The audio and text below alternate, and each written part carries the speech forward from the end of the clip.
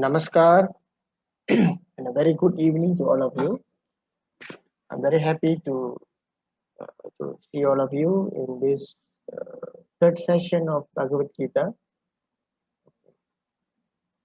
And today we will continue our session with the first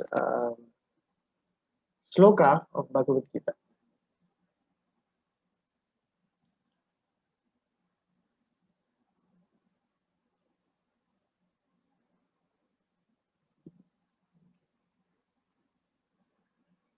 Okay, I will begin the session by paying obeisance to my Guru Deva, Sri Sri Ananda Murti. And I also recite the Guru Vandana, the salutation of the Guru. Guru Brahma, Guru Vishnu, Guru Devo, Maheshwaraha, Guru Reva, Parama Brahma, Tasmai Sri Gurave Namah.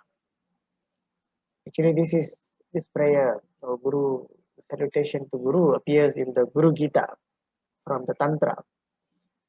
So the meaning of this is, I bow down to the Guru, who is none other than Brahma, the creator, Vishnu, the sustainer of the universe, and Shiva, the destroyer and controller of all vibrational force. Such a Guru is none other than Parama Brahma, and to that Guru I offer my obeisance. So this is the meaning of this sloka. And it is very important for us to understand that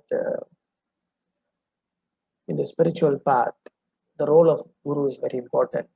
Okay. Talking about the role of the Guru, so in the very spirit of this sloka, or this Guru Vandana, what we can understand is that the Supreme Being himself is the Guru here.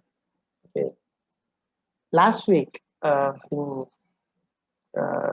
answering one question last week when I answered it, there was a question about who is this Supreme Brahma. So I mentioned that Supreme Being is known as Brahma. So one of the names coined by the rishis, the word Brahma came from the word Brihat. Brihat means an entity which is infinite, which has no beginning and no end. So when the rishis begin the investigation through their spiritual practice, so they discovered that this being, we can't comprehend this being because our mind is so limited. Therefore, it is Brihat. And they also discovered that when they meditate and ideate upon this entity, they begin to, the quality of this entity, they begin to imbibe the quality of this entity. Therefore, they also declared Brihanatvat Brahma. Means when I meditate on that entity, I also become Brahma. Okay, so this Brahma has several attributes. Okay, so means again, I would like to reiterate that you cannot understand it. You can't comprehend this entity. Okay, but you will comprehend gradually according to your realization. So, but the rishis declared, the rishis and the gurus. So they coined many words. For example, Ishvara. Ishvara means controller, because this entity controls the entire universe. And they also gave another name, Purushottama. Okay, Purushottama means that this is the entity who's the nucleus of this universe. Means, according to philosophy, God himself became the universe. He himself became the universe. Everything, the five great elements, the planets, whatever you see, water, fire, the wind, just name it. Everything, even the space, everything is Brahma. Okay, so the Shrutis declared Sarvam Kalvidam Brahma. Everything is Brahma. But if you want to approach this entity, then you approach it by worshipping a tree or the wind or the fire or a planet. So it is not done that way. You have to approach the nucleus. That nucleus is Purushottama, And that nucleus can be approached through your own self, through your own Atma. Okay. So just like in another session, so I think I quoted the sloka from the Gita where Krishna declared that I am the Atman in all living beings. Okay, so he also resides in every being, every living being as the Atman. Then this role as Guru also is as another attribute of the Supreme Being or Parama Brahma. So in that role, the Supreme Being is the Supreme Guru, is the universal Guru. Okay. So even though is the universal Guru, he need to approach you, he need to reach you, he need to reach the living beings who are ready to be guided. Okay? In the evolution, not all living beings are ready to be guided. So they need to attain a certain level of maturity. So when they reach that, this Guru Brahma, this Guru, the Supreme Brahma, will reach them. It will reach them through an elevated being who will play the role of Guru. In last week's class, I mentioned about this the gradation of living being, Jiva Koti, Ishvara Koti, and Brahma Koti. So Jiva Koti is the ordinary living being, plants, animals, and normal human beings. And Jiva Koti, which has attained the state of human being, can do sadhana or spiritual practice and evolve to the status of Ishvara Koti. Okay. So as I mentioned earlier, Ishvara means controller. That means with their level of elevation, so they gradually obtain the power to control. So the first grade is Kalavada. So this Ishvara Koti is supposed to have 16 kind of powers or Kala. So if someone reached just one of it, 1 over 16, he or she will be known as Kalavada. If the person managed to get more than one, maybe 3 or 4 or 5, this person will be known as Amsavatar. And if the person managed to get at least 8 and above, but not the total 16, this person will be known as Kandavada, or partial Ganesh. And if the person managed to get all 16, that person will be known as Brahmakoti. So Brahmakoti is the highest level of evolution, and any jiva who reached that state will become the Sadguru. This is the meaning of Sadguru. Okay? Then the others, the Ishvara Koti, they are also powerful. So according to the need, according to time, place, and person, okay, there will be various type of Ishvara Koti, okay, playing the role of Guru. Okay, and there are also people who play the role of Acharya. Okay, so the only this one Supreme Guru guiding all through the various medium.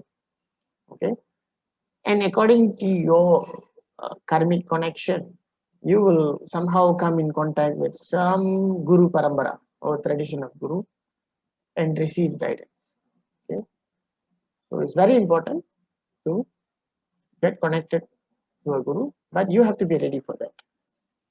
And this session, this initiative of spreading the message of Sanatana Dharma to the people is in line in accordance with the mandate of our Guru Deva. Okay, so Ananda Marga Yoga Society and their members okay, are undertaking this initiative to disseminate those knowledge. Okay, so today our this will be the presentation, introduction, Pariprashna, first chapter, the key terms and conclusion. Now, I will throughout the session until the last session of the Gita, I'll keep repeating.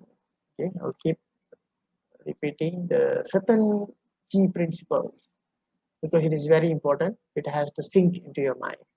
So one of the principles is that what is Sanatana Dharma? So Sanatana Dharma is basically the natural expression of a living being, because a living being or soul is in a journey to return to its source.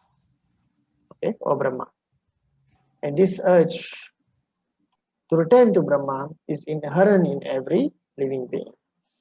And therefore, it is eternal Dharma. Okay, something is innate in every living being. Okay, so that is first principle. The second one is this living being, when they come to the world, when they are embodied, body means you have a physical body. Okay, not only physical body, you have your mental body, astral body, and so on, came to fulfill four things, which is known as Purushartha. Okay, Purushartha means the endeavor of Purusha. Purusha means living being, the Jiva. And this comprises of Dharma, Artha, Kama, and Moksha. And in this Purushartha also, you will see Dharma. So because Dharma is the backbone of everything. So without Dharma, your Kama and Artha will go into the wrong direction. Okay? If you follow Dharma, you put Dharma in the driving seat. So your, what do you call, all your endeavor, okay, towards Kama, towards fulfilling Kama and Artha will be in line with Dharma, and it will eventually lead you to Moksha. Okay?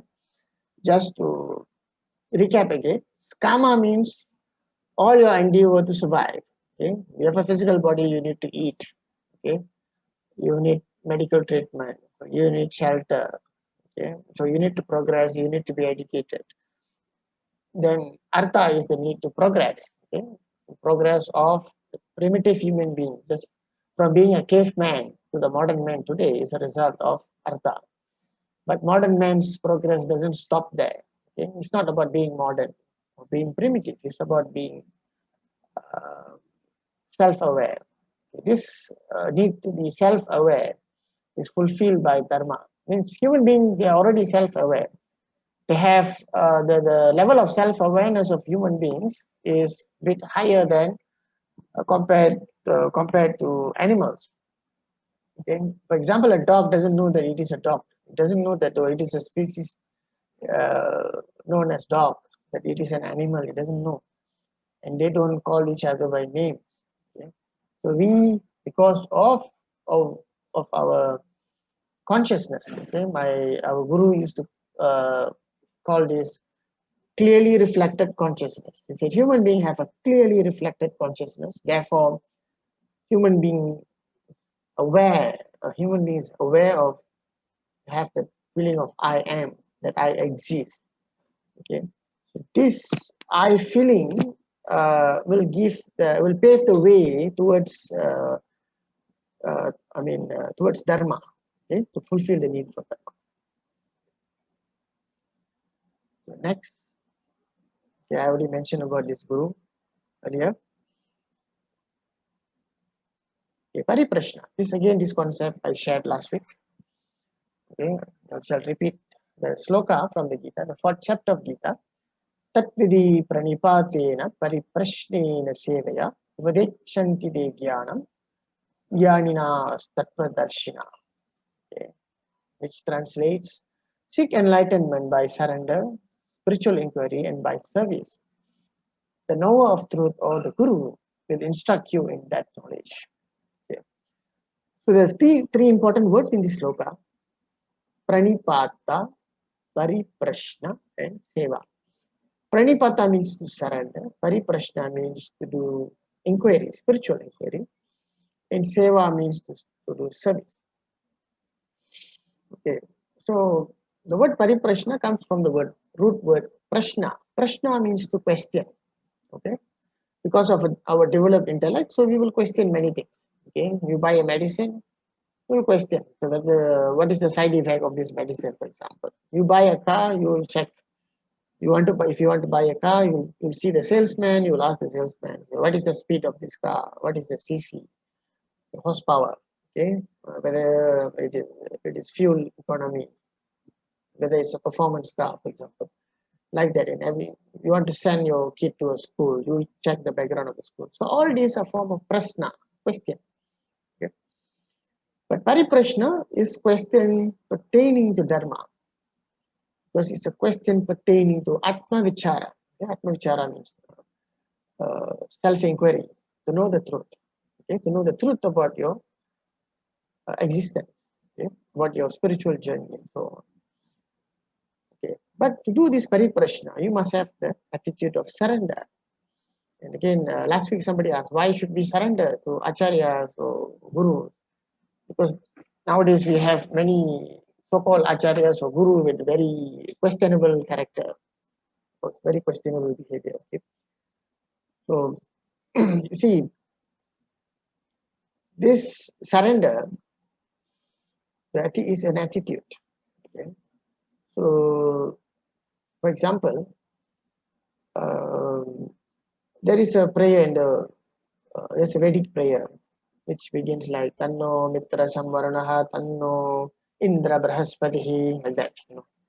This prayer will be repeated when students go to these Vedic studies.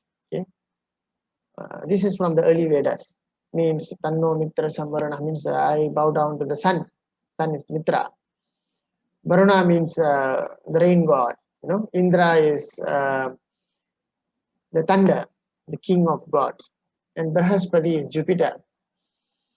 So after the student recited this prayer, the guru, this happened in one session with a particular guru with his disciples, and he asked them, "Okay, you see this prayer, they were repeating this prayer for thousands of years, and what is, for example, like praying to the sun. So, does this prayer bring any changes to the sun or any other natural forces like the rain or planet Jupiter, or the moon or anything? So definitely doesn't bring any changes to those natural elements, but there's some changes that happens within you, because when a person prays, that means he or she is surrendering. Okay, there is an attitude of surrender. And why this attitude of surrender is there? Because that person realizes that he or she is in need of help. Okay, that he or she is seeking help. That person realizes that I am not the controller of my life. Okay, I have a lot of things which is not under my control. I face a lot of conflicts in life and so on. So when you have this prayerful attitude, this surrender comes from within. It is pranipatya. This is pranipatya. So this pranipata, as a result of this pranipata, yes, naturally the universe will respond to you. Okay, and the universe will send you the guru, the right guru. It won't send you the bogus guru. If you don't have the right attitude, you definitely will get a bogus guru. Why? Bogus guru can be reached by paying money. Real guru can only be reached by attitude of surrender. Okay? And there is a cosmic mechanism which will bring you to the guru. Okay? So, spiritual aspirant, I believe you all have some sort of aspiration, some sort of interest in spirituality, some interest in Dharma. So you begin the search from yourself. If you have belief in God, okay, you can silently pray, okay, for guidance. Okay, so the Brahmanas, the Brahmins, India tradition, so they will initiate their kids into this Gayatri mantra. Gayatri mantra is a prayer mantra. Om Bhurbhuva Swaha, Om Tat Savitor Varenyam, Vargo Devasya Dhimahi, Dhiyo Yona Prachodayat. Okay? The spirit of this Gayatri mantra is the spirit of pranipata for the purpose of pariprashna. Means I pray to the Lord of the three worlds. May He guide my intellect to the right path. Okay, and you don't even need to know a specific prayer, chanting a mantra like that. Even by your thought, okay, in your own language, okay, through your feeling, the cosmic entity will know whether you are ready or not. Okay? So work on cultivating that attitude. Okay? In the meantime, you also can study spiritual book by a lot of teachers. So maybe you have problem with some teachers that you know. some teachers that you are leaving. Okay, people have find it easier follow the dead teachers. Okay. It's just a joke anyway, but you can actually read books by great masters from the past or the present. Okay. Somehow nature and the supreme being will guide you. Okay. So even this particular all these classes that we are conducting, so while you're going into this journey, so the attitude of Pariprashna will help you to understand the concept and for your progress. Okay, now I will go into the first sloka. The first sloka of Bhagavad Gita. Okay, as I mentioned earlier, there are 700 slokas in Bhagavad Gita, okay, in 18 chapters. And the first sloka, it depends on the author. Usually the first sloka and the first chapter, they will somehow give the key, okay, to understand the text. So in this Bhagavad Gita, according to our Guru, this chapter holds the key. So the sloka,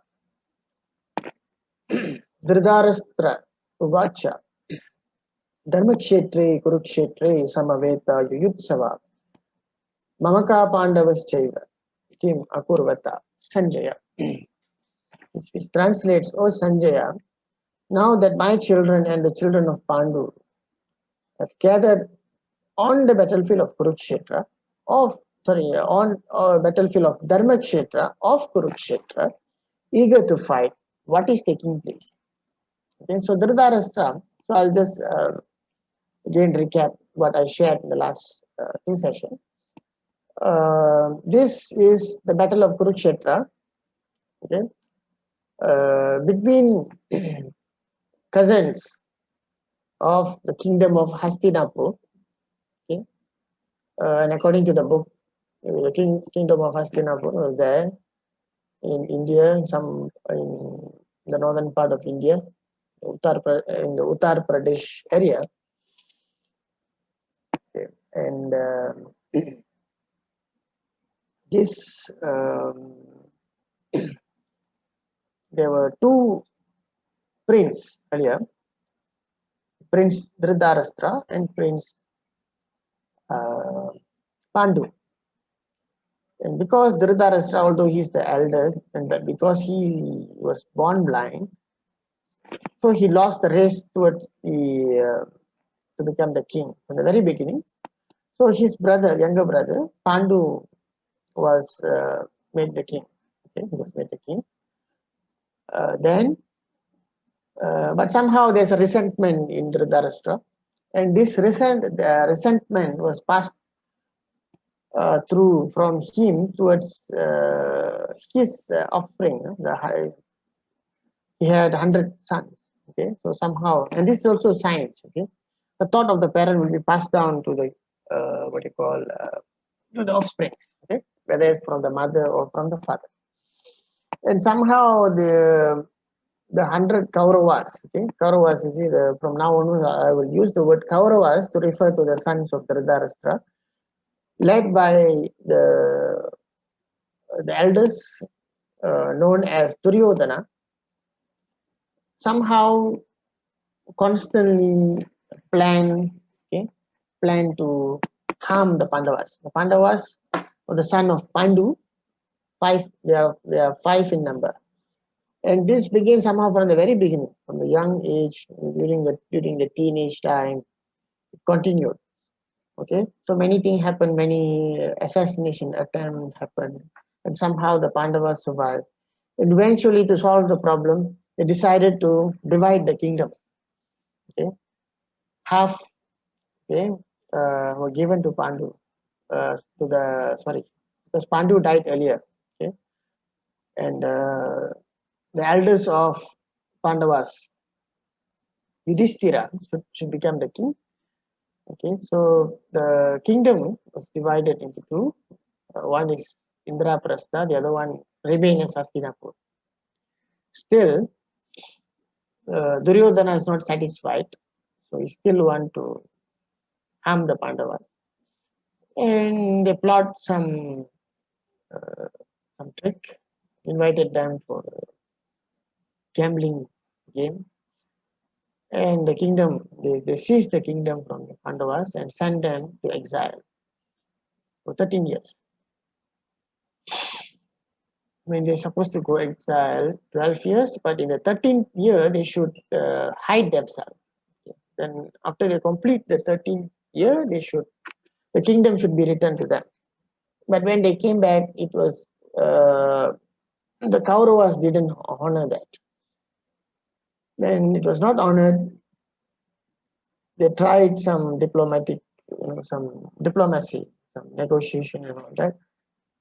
But Duryodhana's not yielding, Kauravas not yielding, and eventually it resulted in the war. That was Kurukshetra war. So when this war is about to begin, so this Dhritarashtra, because Pandu died earlier, that's how he got the kingdom. He became the regent. He's the acting king, and he wanted to know. So he knows that all whatever they did to Pandavas, is injustice, and somehow he's a bit disturbed, and because he cannot see what's happening in the battleground. So he asked one of his ministers. The minister's name is Sanjaya. He was asking him, so my sons and the sons of Pandu, they are gathered there with their allies. So what's happening? So Sanjaya was supposed to narrate entire event. So throughout Gita, Sanjaya will be narrating what's happening. So this is the first sloka. And in any spiritual text, it always has more than one layer. Okay, what is apparent and what is inherent. So what is apparent is what you may call this a historical event, and you may say that I don't want to believe it, doesn't matter, so just take it as a story. The inner meaning is more intriguing and more important for you to study and to understand Dharma. Okay. So there are some key terms which you can see from the first sloka.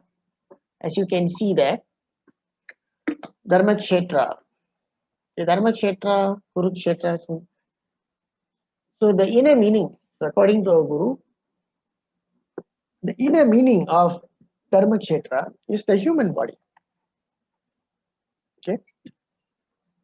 Because we have seen that purpose of human being coming to this world, taking various form, over many lifetimes, and eventually get the human life form. And this life form is perfect. It has all the infrastructure to realize the Supreme Being through this body. Therefore, it is known as Dharmakshetra is actually the human body. Kurukshetra, although it referred to the actual battleground in the story, but in the subtle meaning of it is Kurukshetra means is this very world, okay, the samsara. Dhritarashtra, okay, is a blind king, right? So it refers to our mind, which is blind. The mind guided by the senses or led by the senses is naturally blind. And Sanjaya is conscience. Okay? We call this also Viveka in Sanskrit. It means when your mind is blind, you need to develop your conscience. You need to develop your discriminating faculty to know what is right and wrong. Okay? And then in the sloka, Dhritarashtra refers to his kids, his sons as Mamaka, means my party. Okay? So my party is Kauravas. Kauravas represent the extroversive tendency or human expression. Okay? Human external expression from their 5 sensory organs and 5 motor organs. And Pandavas refers to the introversive tendency or the internal journey of the jiva towards the Atman. Okay? We will explain that further. So what is the meaning of introversive tendency? And Krishna, although in the sloka there is no Krishna, but I will somehow explain. Krishna refers to the Atman. Okay?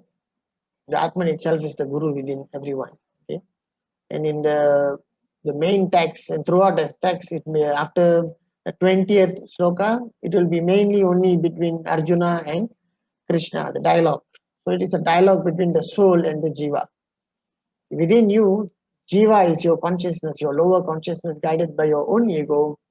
Krishna is the Atman, which is actually ever enlightened within you. Okay? So when you tune yourself towards the Atman within you, so the Atman will guide you with the right knowledge. Okay, that is the thing.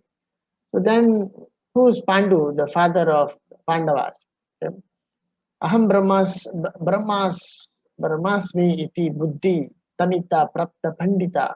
Means one who is a seeker for knowledge, that man seeking knowledge, moving towards knowledge or moving towards acquiring the supreme knowledge.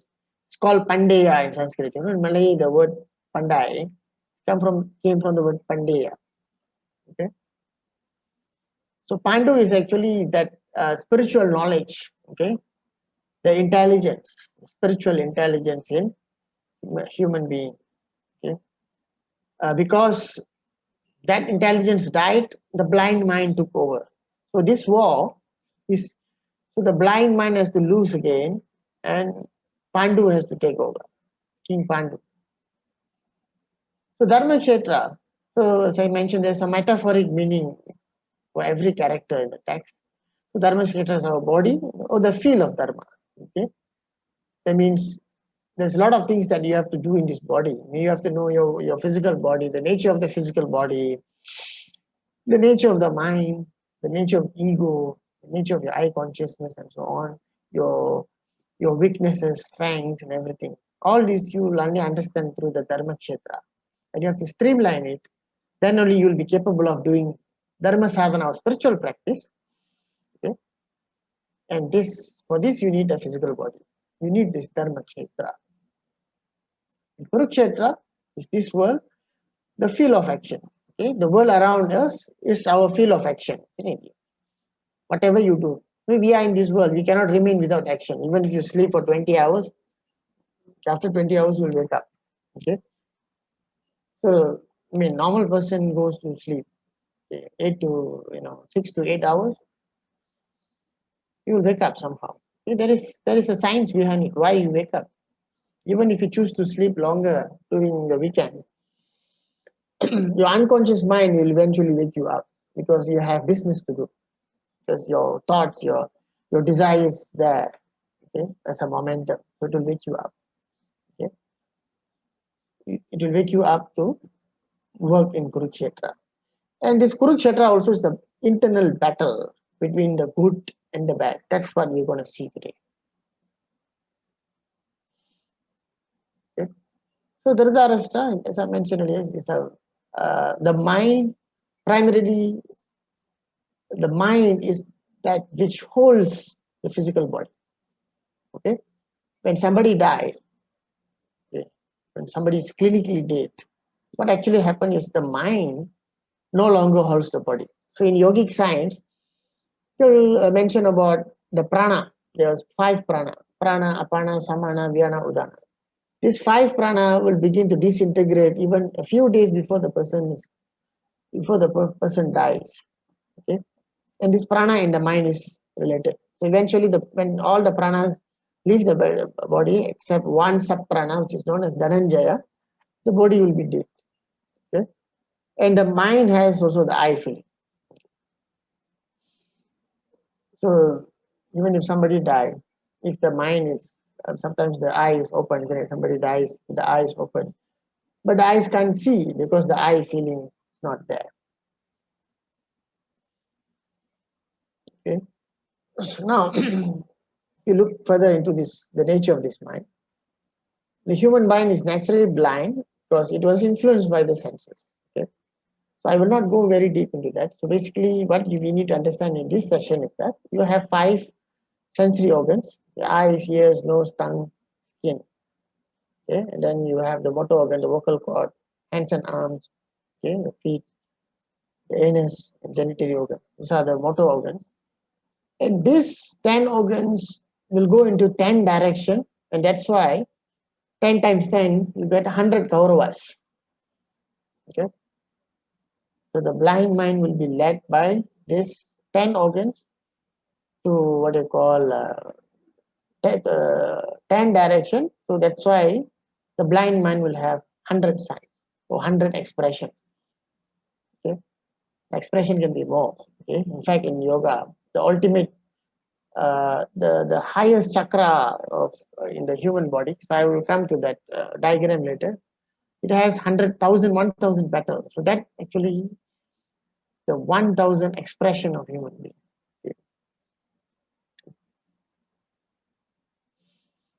Okay, Kauravas, there are 10 agents, like what I mentioned earlier. So through the organs, which goes into 10 directions. So you get 100.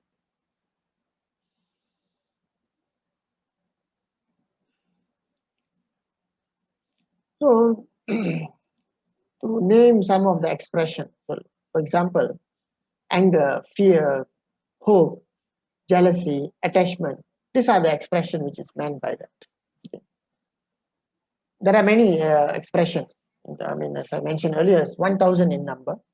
But in the Shastra and Tantra, they name 14 is the most important. Out of that 14, 6 they call it as Shatripu. For example, anger, lust, anger, ego, the vanity, jealousy, greediness and infatuation, 6 enemies. Then fear, shame, backbiting, doubt, and so on. All these are the expression. This expression is it's also known as extroversial force. This will actually bring you away when you give in to this expression. It will take you away from your soul. Okay. Whereas this, that means in other words, if a human being can't control his expression, can't control his thoughts, okay, this Dhritarashtra specifically refers to the conscious and subconscious mind. Conscious mind works by instinct. Subconscious mind works by thoughts. Okay, this is not this too is not refined. Okay, the human mind, it has 3 parts, 3 main parts: the conscious, subconscious, and unconscious. This unconscious mind, when you unfold the unconscious mind, the higher qualities in you, like discriminative faculty,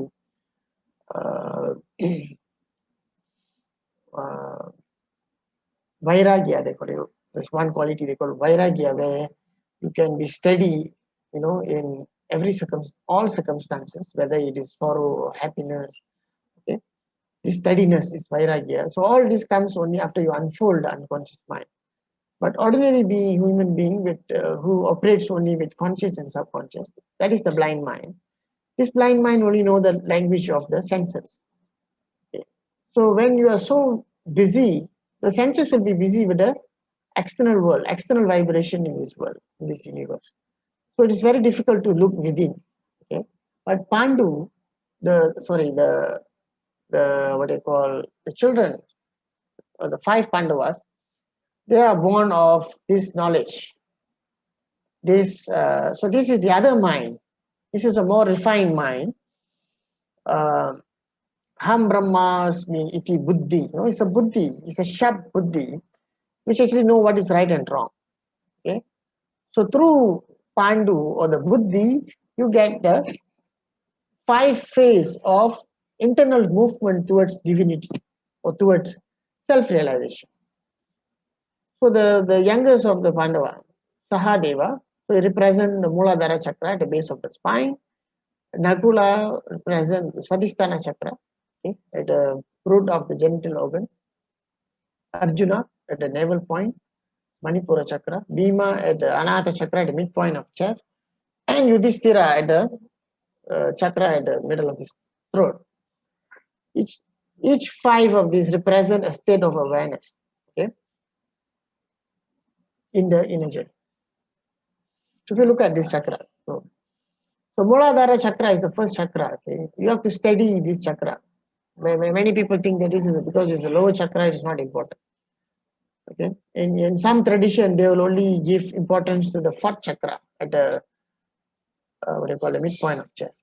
Okay, so you have to stabilize all chakra. Okay, means you will stabilize your instinct. Okay, the first two chakra works at the level of instinct. Okay, attraction towards sensory desires. When you reach the third chakra, where it is where you balance between the urge to move upwards towards self-realization and your urge to express yourself in the outward world and your urge to perform action. Okay, and the fourth chakra represent the state where you control, where you attain the ability to control your breath, okay, and control your expression. And the fifth chakra, the name of the first Pandava, the eldest, Yudhishthira. Yudhishthira represents this state. Yudhishthira means a person who's steady in battle. Yuddha. Okay? Battle means Yuddha. Sthira means steady. Yudhishthira. It's a state of mind. Okay? Actually, the author of Mahabharata, okay, I strongly believe that he has changed all this name. He has actually renamed everyone to make to educate. I mean, to make it as a very effective tool to share the science. Okay.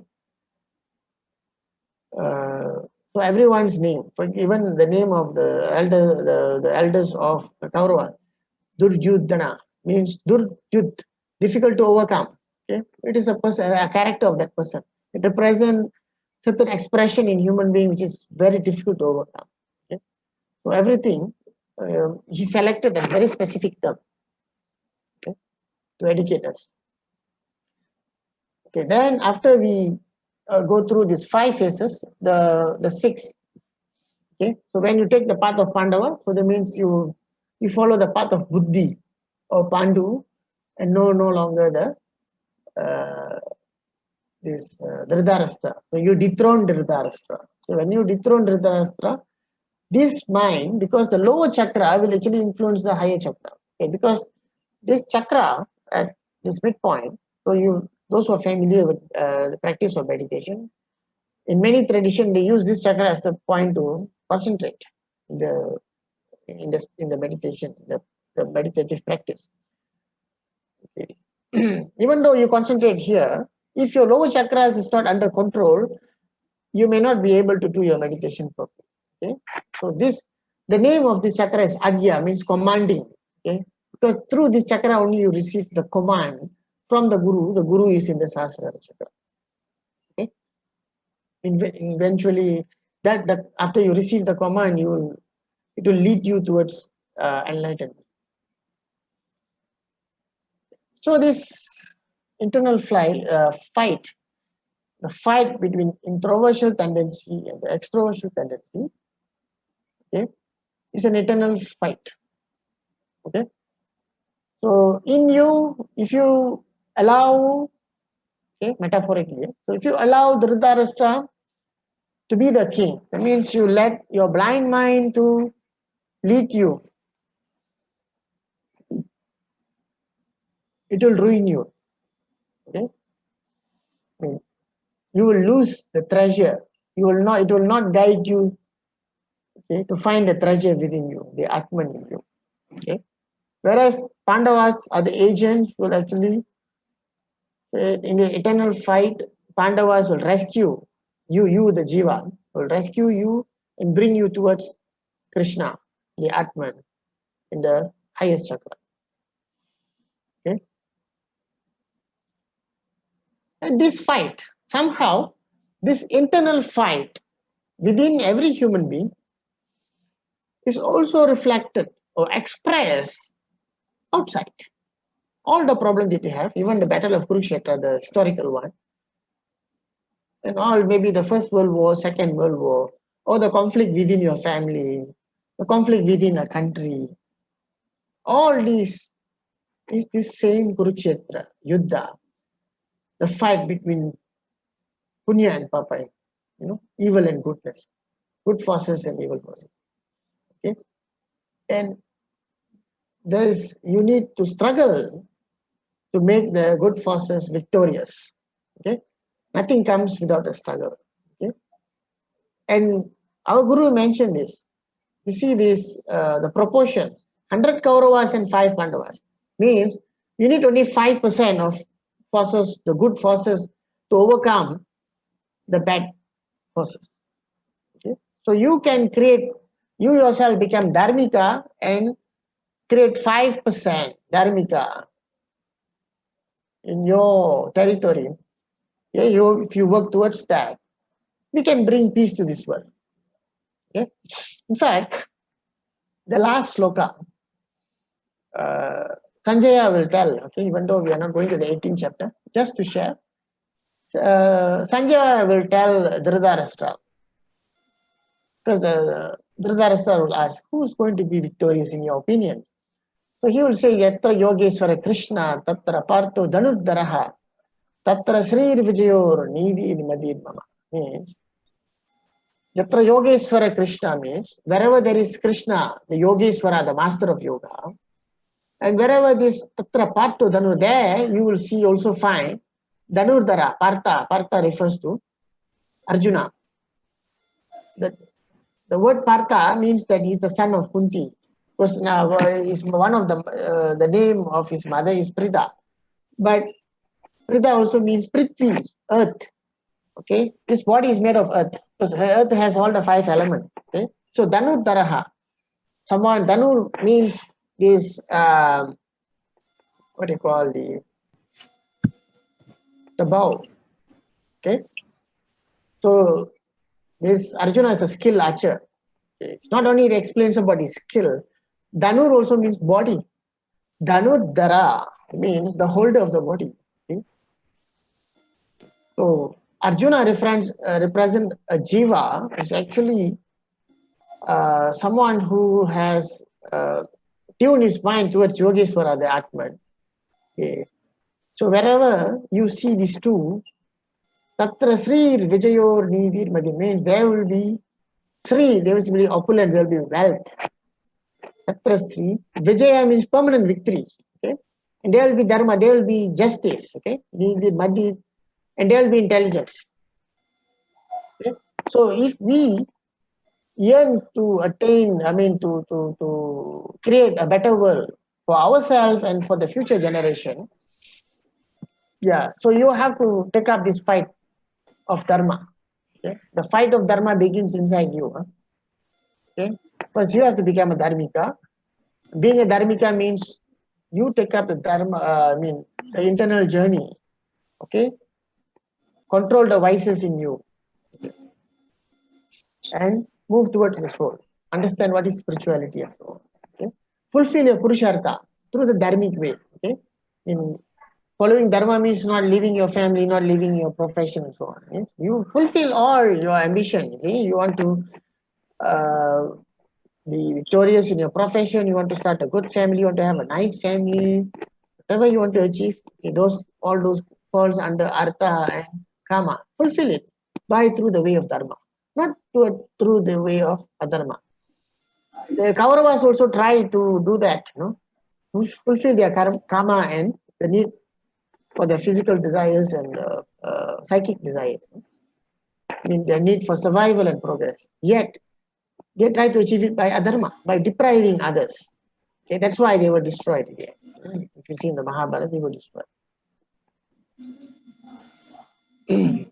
So you have to cultivate the quality of the Pandavas. Okay? You have to also, you should take the initiative. You can also study the Mahabharata. Take the smaller version. There's a book by Raja Gopalachari. You don't want to read a very thick book, to get some idea about the characters. You can do that. So that will be very helpful in your study of Gita. And I also mentioned, I recommend that all of you should get a Bhagavad Gita, okay, the version by Swami Chidbhavananda or Swami Chinmayananda. Okay. All right. So the conclusion is that in this internal fight, the fight between the introversial tendency and the extroversial tendency, okay, You want to make the Pandavas win, so you have to take the path. Okay.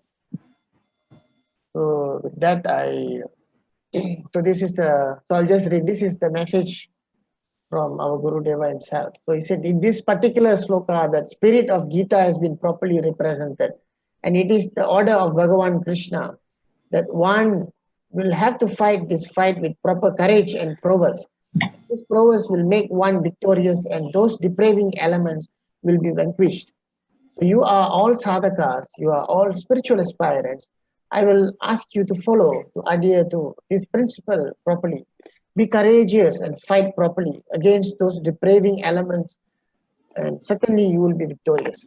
Sri Ananda. So you see, Kurukshetra, now also we are facing one big Kurukshetra fighting the COVID virus. Okay? Without dharmic force, we'll never be able to overcome this. Okay? You may try to find vaccine, you can follow the SOP, yes, you should do all that. Okay? But the very reason why this pandemic become uncontrollable is because of adharma is very strong in this world today. Okay? You can see the way we do business, the way capitalism, the capitalist economy is controlling the world and so on. The world has already been ruined. Okay, you see the level of poverty and so on. Okay, we are facing this climate change, the environmental pollution. All this is it the doing of the plants or animals or aliens? No, it is our doing. Okay? So with that, I end this session. I end my presentation.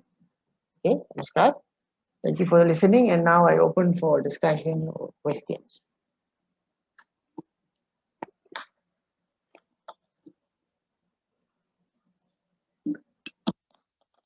Let me see if there's any question in the chat.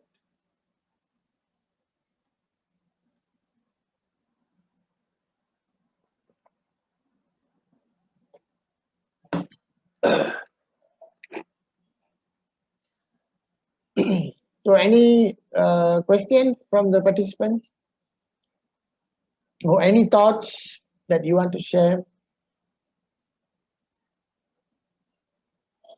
So this week it seems to be very quiet. Good evening, sir. I have one question. Good evening. May I know what's your name, sir? Gopi here. Okay, Mr. Gopi. I just want to check with you. I mean, this might not be particularly related to Gita, maybe related to Mahabharata bit. Okay. In relation to Krishna's, armies. Okay.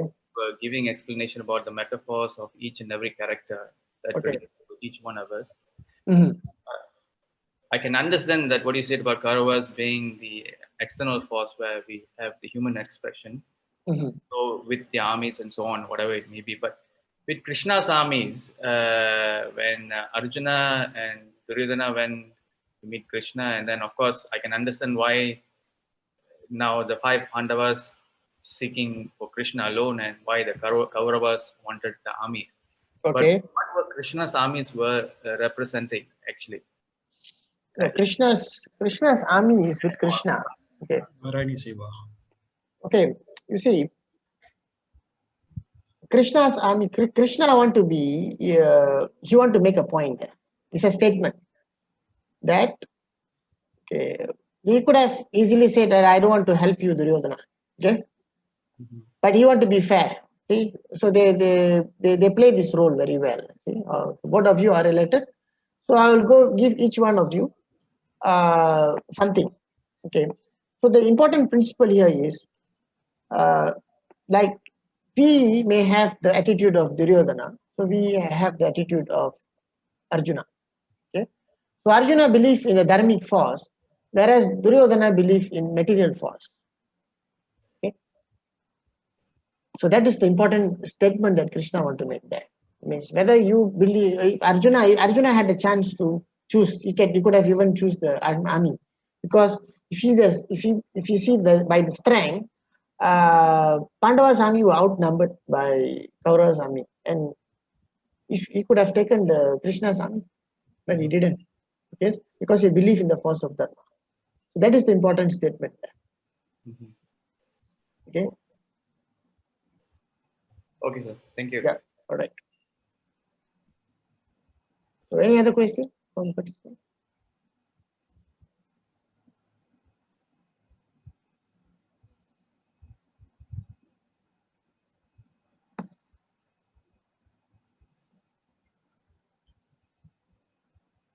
So wait another. We have another 5 minutes before 9 o'clock. Okay. So you can also ask anything also pertaining to spirituality in general also. So I will relate to the subject matter.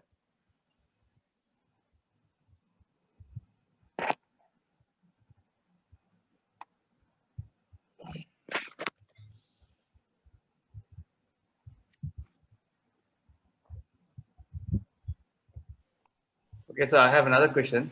Yeah. Probably you can go slightly before this conclusion slide where you have actually written down something about Draupadi being the Kundalini. Okay. All right. So do you want me to explain about that? Yes, exactly. Please.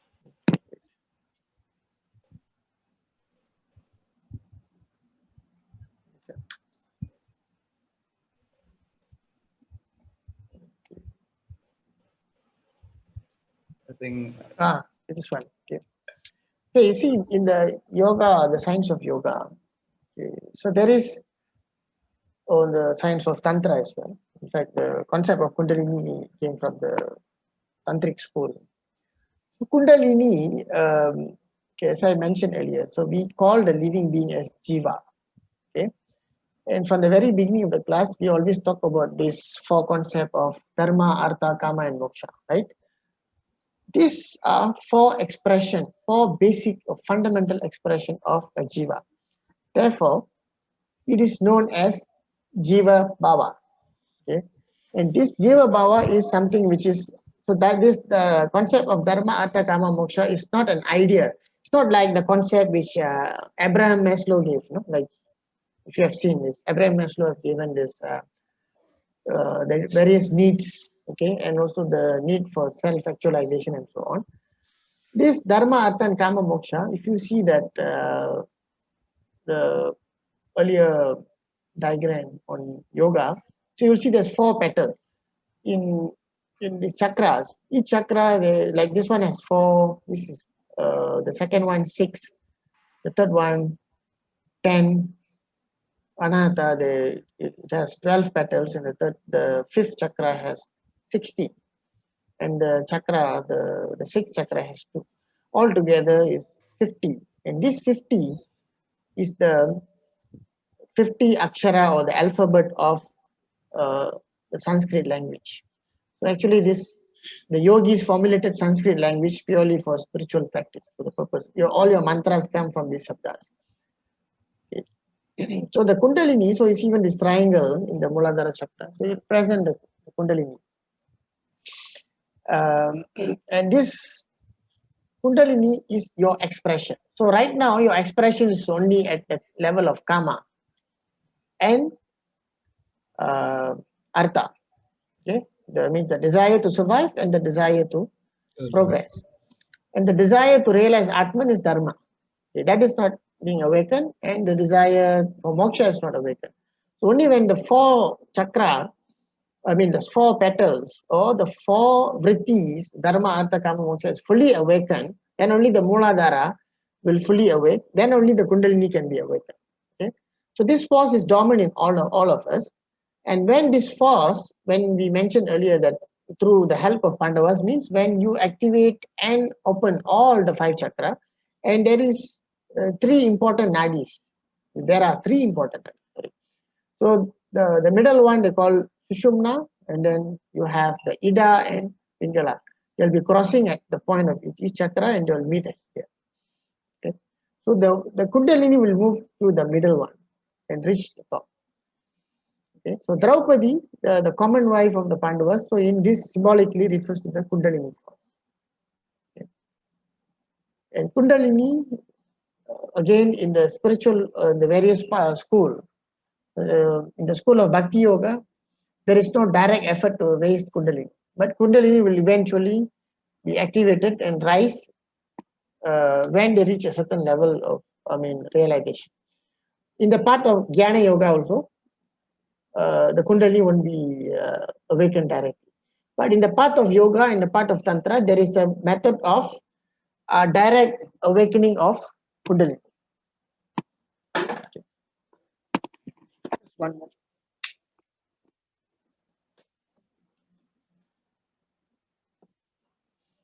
Okay. Does that answer your question, or you want to know more about this? This is Yes, sir. I mean that is really enlightening. I mean, if you could explain further, I mean, it'll be good. If not, yeah, maybe another day. yeah. So when you to explain further, so also subject to what you wanted to know. Is your question is about how to awaken the Kundalini, or what will happen when the Kundalini is already being awakened and all that? Is that your question? What would be your question? Yeah, something in relation to that. Okay. All right. Okay, Kundalini will be dormant. Okay, will be dormant. Only can be, as I mentioned earlier, when the four aspect of Purushartha is awakened fully, especially Dharma, that Kundalini can be awakened. Okay, but the Kundalini without all the four, the Kundalini can be partially awakened. Okay, some people will awake the Kundalini partially and become a great healer, for example. Okay, and without proper training, proper guidance, is this Kundalini is being awakened, there will be a lot of problems. You can refer the book by Pandit Gopi Krishna. Okay, I think that book is also available online. Some of his books is available in PDF form. So Pandit Gopi Krishna, so I believe he had done this practice in his previous life, but in this present life, he tried on his own and awakened the Kundalini on his own, but it's only partially awakened, and he activated the Surya Nadi or the Pingala Nadi, which is actually controls the heat. And he suffered for 10 years. And until he learned to cool down his body by activating another Nadi. Okay? One example. So this Kundalini force is dangerous if it is being awakened without proper guidance. So to take up the practice, you need to approach the right master who can guide you. And raising this Kundalini is very important in spiritual practice. Okay. When you raise the Kundalini, the spiritual evolution, you can actually expedite the spiritual evolution. Okay. Because see, anything that can move fast is also dangerous, isn't it? Just like you have faster car, okay, as much as it can shorten your time of travel, it's also dangerous. The same goes here also. That's why it needs a lot of preparation. Okay, and there's a lot of the preparation involves right diet, yogic practices, yoga asanas, yama niyama. There are like in yoga, there are 8 steps. Yama niyama. Yama is 1 step. Second is niyama. Third is these two is actually how to maintain objective and subjective balance in the world. Okay, through your action. The third one is asana.